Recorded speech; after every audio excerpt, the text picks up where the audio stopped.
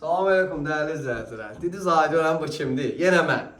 Yenə mən değerli izleyiciler tam eşyalı paket kupça, tam eşyalı 2 mərtəbə 2 otaq 5 otaq sanitar qovşaqları ayrı-ayrı Saray qəsəbəsində MTK-dan gələndə yolun sol tərəfindən 4 dənə yüzlük 400 metr çəri.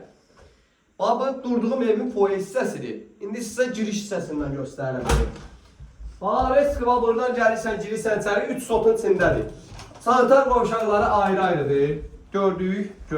Gələndə tam ətraflı baxarsınız. Kombisi burada. Aha. Reski bir daha buradan girdik otağa. Geniş otaqlardır ya.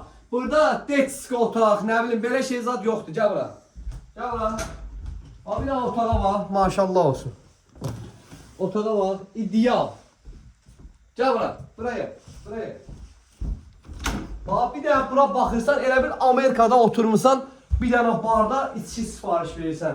Həqiqətən superdir ya, ideal. Bundan oyna nə istəyirsən? Nə əşya var, qalır içində. Gəl bura. Çıxaq ikinci mərtəbəyə. Dəyərli izləyicilər, məni kövrətməyin. Bu evin ikinci mərtəbəsinə çıxışdı. Gəl bura. Buradan gəlirsən, riski var. Otaqları da genişdir ya. Baba, gir otağa bir dənə. Ay maşallah, qəşəng. Gəl bura. Ay maşallah, bravo. Sən bu ətri niyə mənə valih elədir, belə şifanlı olsun. Həqiqi çoxdur. Gəl bura, hə? Burada bir dənə sanitar qovşaq, ola yəni. Burada da istipoldur ya, ayaq altı. Başqa otaq qaldı, çəkməyən. Niyə qalmadı ki, gəl bura.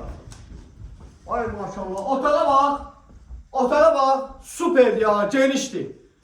Bekar vaxtda futbol oynamaq istəyirsiniz, gəlin bura.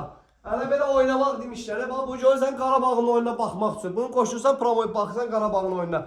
125 min tam əşyalı. Pul qoy cibə gəl.